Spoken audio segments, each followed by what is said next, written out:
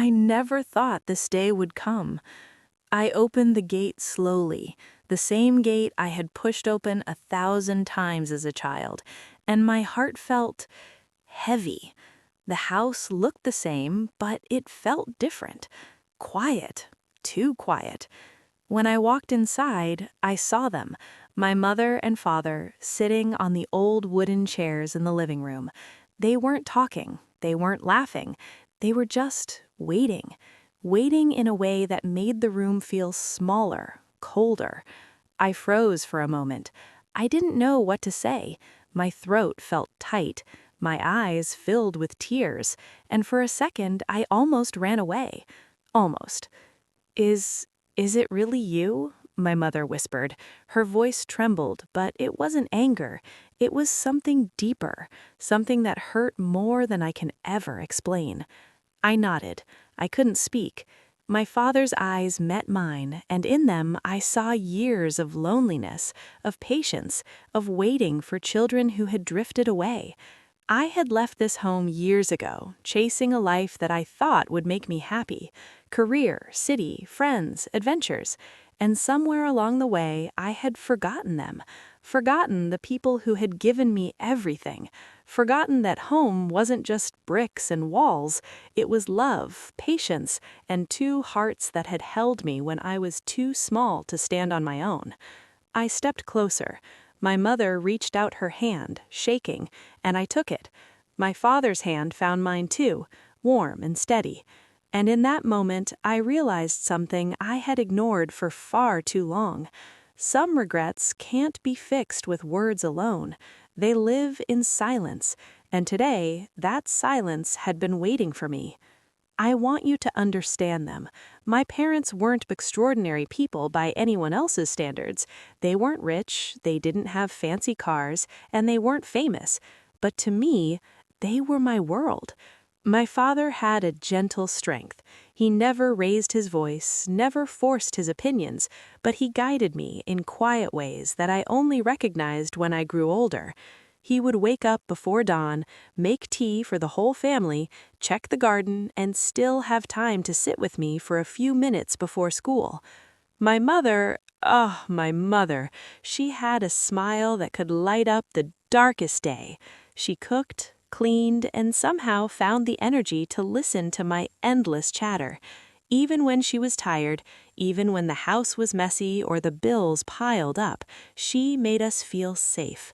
She made home feel like home. I remember waking up as a child to the smell of fresh bread and warm milk. I remember evenings when we would sit around the small dining table, my father telling stories about his childhood, my mother laughing at his exaggerated gestures, and me feeling like nothing in the world could ever be wrong. As I grew older, life pulled me away. School, college, friends, jobs, all these things seemed urgent. I would call home sometimes, visit during holidays, and leave again. I didn't mean to drift away, but somehow it happened. Slowly, day by day. Calls became less frequent, visits became shorter, and eventually I stopped noticing the subtle sadness behind my parents' smiles. Even my siblings, they were caught up in their own lives. Too, everyone had their own struggles, their own paths, and we all assumed someone else was taking care of them. But when I came home that day, I realized none of that mattered. None of the excuses mattered. Only the empty chairs, the silent house, and two people who had waited far longer than I thought they could. The first few minutes in the living room were unbearable. Silence stretched between us. Not the peaceful kind of silence, the quiet kind where you can almost hear every heartbeat, every unspoken word. I should have called more, I said finally. My voice sounded small, weak, even to me. My mother shook her head slowly. It's not about calls. It's about being here, really being here. My father just nodded. His eyes were fixed on a spot on the floor. I wanted to reach out, hug him, say I was sorry, but the words felt heavy, too heavy. Days had passed differently for them, days that I didn't see. They woke up, prepared meals, watched the clock, waited for someone, anyone, to come, and no one did. Some days they ate together in silence, other days they didn't eat at all. The house was quiet, but it wasn't peace, it was absence. Over the next few hours, they started sharing small stories. My father spoke about the garden, how some flowers had died because they forgot to water them. My mother talked about the neighbor's cat that kept coming to their door, and she laughed softly at its mischief. But behind those stories, I could hear the hurt, the quiet longing. I asked them questions, tried to engage, but I could feel the distance that had grown over the years. I had missed so much. Birthdays, anniversaries, even small daily moments that build life together, all gone, and they carried it silently, without blame, without anger, but with a quiet sadness that pierced my heart. I remembered a specific afternoon from years ago. I was supposed to attend a small family dinner, but I got caught up with friends. I didn't even call. My mother had waited for me, made my favorite food, and sat there alone, staring at the door, hoping I would walk in. That memory came rushing back, and I realized I had never apologized for that. Not really, not truly. "Why didn't you tell me?" my father asked. "Why didn't you say anything?" He looked at me with gentle eyes. "We waited. We always wait, because that's what parents do." The weight of those words hit me. Waiting, hoping, loving, even when forgotten, even when alone. And yet, small tensions began to rise.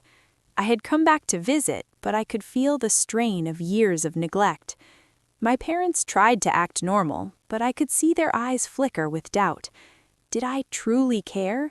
Did I come because I missed them, or because I felt guilty? I tried to reassure them. "I'm here now. I'll stay longer. I'll make time." But my words felt empty. The air between us was still heavy with all the missed years. The next morning, I woke up to the soft light spilling through the curtains. For a moment, everything seemed peaceful, but then I remembered where I was, and a heavy feeling settled over me. My parents were still here, waiting for me to stay, to understand, to finally notice them. I found them in the kitchen. My mother was quietly making tea, her movements slow but precise, like a ritual she had performed countless times. My father was reading the newspaper, but I could see that he wasn't really reading. He was watching me, waiting for me to say something meaningful, something real. I don't even know how to start," I said, my voice barely above a whisper. My mother smiled faintly. "You start with what's in your heart," she said. Her voice was soft, almost trembling, but full of warmth. I took a deep breath. "I'm sorry. I've been away for too long. I didn't realize how much I was missing, or how much you both needed me." They didn't answer immediately. Instead, they kept moving, finishing their tasks, letting me speak without interruption. I could feel the tension between us slowly easing, but I also knew it wasn't gone. Later, we sat together at the table. My father broke the silence first. "Do you remember the time you left your school project at home and cried because you thought you ruined everything?" he asked. I nodded, smiling weakly. "Yes, you helped me fix it, and I got an A."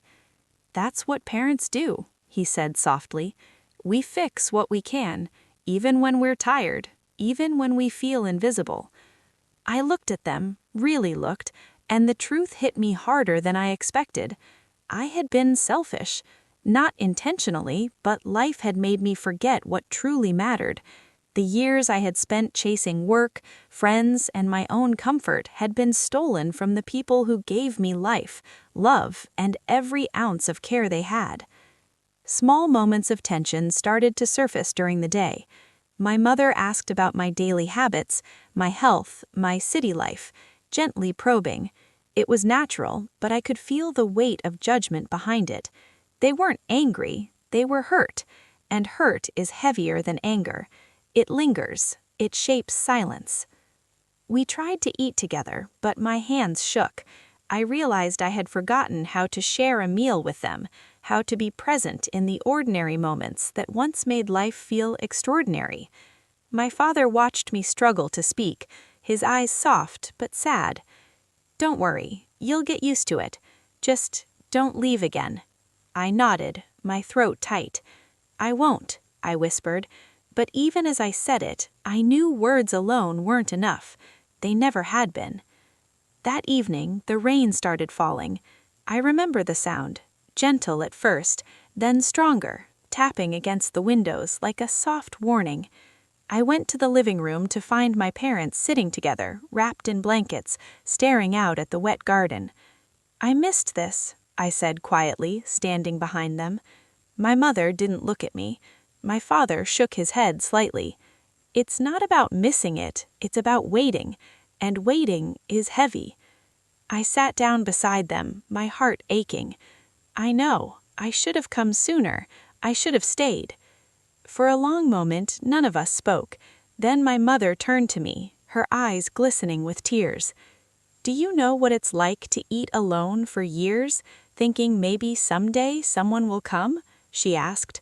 Her voice was steady, but the sadness in it made me feel like I had been punched in the chest.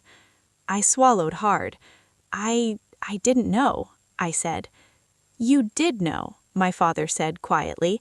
"Somewhere inside you knew. Otherwise you wouldn't feel this guilt now." I bowed my head, ashamed. Memories flooded me. The birthdays I missed, the small victories they celebrated alone, the nights they stayed up waiting for me to return from college, work, or some unimportant errand. I realized that time had stolen these moments from me, but it hadn't stolen their patience.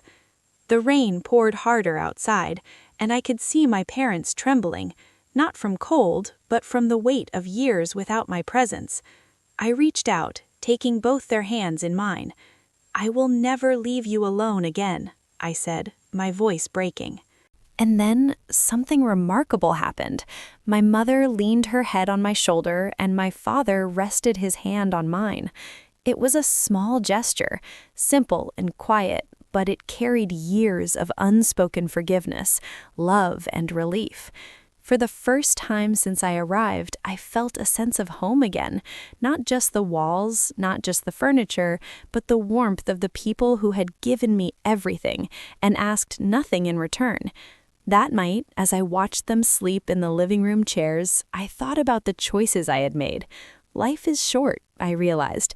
Too short to let guilt grow into distance. Too short to let love go unnoticed. I understood something vital. Parents never ask for much. They don't want riches, fame, or luxury. They want presence. They want to know that their children see them, that their years of care and sacrifice are noticed, appreciated, and reciprocated, not with gifts, but with time, attention, and love. I also realized that forgiveness is quiet. It doesn't need words, and it doesn't come instantly. It grows in small moments, a hand held, a cup of tea shared, a meal eaten together. Simple things, simple actions that rebuild what was broken. The next morning felt different. The air in the house was lighter, warmer, though the memories of the years I had been absent still lingered. I found my mother in the kitchen again, humming softly while making breakfast. She didn't speak at first, but her humming was enough to remind me that life, even after silence and pain, could carry small joys. I sat at the table, watching her move. "Do you want some help?" I asked quietly. She looked up at me, surprised, then smiled. "I would love that," she said. We cooked together slowly, step by step. The simple act of chopping vegetables, stirring the pot, and setting the table became almost sacred. For the first time in years, I felt included in the rhythm of their lives, part of the small moments that matter the most. When my father joined us, he brought a basket of bread he had baked earlier. He placed it on the table, looking at me with a quiet pride. "It's not perfect, but it's ours," he said. We ate together in silence at first, and then stories started spilling out. My mother told me about the neighbor's cat that had disappeared last week. My father recounted a funny incident from the garden, how a bird had taken their seeds, and I laughed, genuinely, because for the first time in a long while, I was present, really present. Later, we sat in the living room. I wanted to ask them about all the years I had missed, the birthdays, the evenings, the quiet moments they spent hoping I would come home. I hesitated at first, unsure if I had the right words.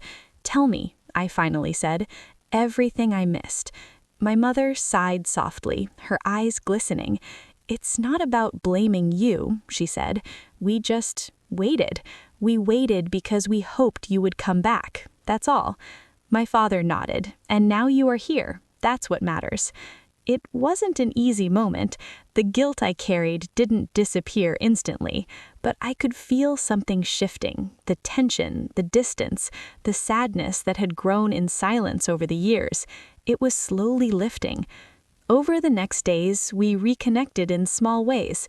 We walked in the garden, watered the plants, and shared meals. My mother helped me with chores, and she taught me new recipes. My father and I repaired the old gate together, the one I had opened so many times as a child. Each small act felt like a step toward healing, toward regaining what we had lost. There were quiet moments, too, moments where we didn't speak, but simply existed together. My mother would sit with her knitting, my father reading quietly, and I would watch them, feeling a deep gratitude. Gratitude for their patience, their love, and their ability to forgive without complaint. One afternoon, my mother handed me a small, worn notebook. She said, "I kept this for you." I opened it carefully. Inside were notes she had written over the years, little memories, recipes, thoughts, prayers, and wishes for me. I felt tears welling up. It wasn't just a book, it was a lifetime of love, quietly stored, waiting for me to notice. "I don't know what to say," I whispered. "You don't need to say anything," my mother replied. "Just be here. That's enough." It was then I realized love doesn't always need words. It thrives in presence, in attention, in the simple act of showing up day after day for each other. And so we began to rebuild, slowly, carefully. Each day a little more laughter, a little more conversation, a little more connection. I knew we couldn't erase the past, but we could create new memories, ones filled with presence, care, and love that didn't require grand gestures, only genuine attention. Weeks passed, and I stayed longer than I ever had before. I had returned home not just to visit, but to belong again, to be part of the lives I had once taken for granted. One evening, as the sun dipped below the horizon, painting the sky in warm orange and pink, I sat with my parents on the old wooden chairs. My mother held my hand, and my father rested his hand on mine. The house was quiet, but it was a comforting quiet, one filled with understanding, forgiveness, and a promise for the future. "I missed you so much," I said softly. "We missed you too," my mother replied, smiling gently. "But we waited. That's all parents do." I looked at them, really looked. Their hair had grayed, their movements slower than before, yet their eyes held the same warmth I remembered from childhood. I realized that life had given me a second chance, not to undo the past, but to live fully in the present, to cherish every moment. I made a promise to myself that day, never to let distance, work, or busyness keep me away again, to call, to visit, to be present, not out of obligation, but out of love, to show them in small ways every day that they mattered, that they had mattered all along.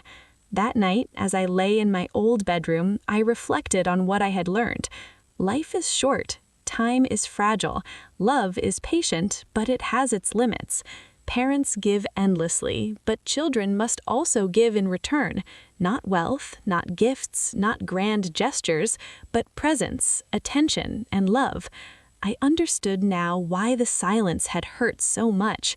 It wasn't just absence, it was the longing for connection, the quiet hope that someone would notice, that someone would come home. And I had come home. Late, perhaps, but with a heart full of love, gratitude, and determination to stay.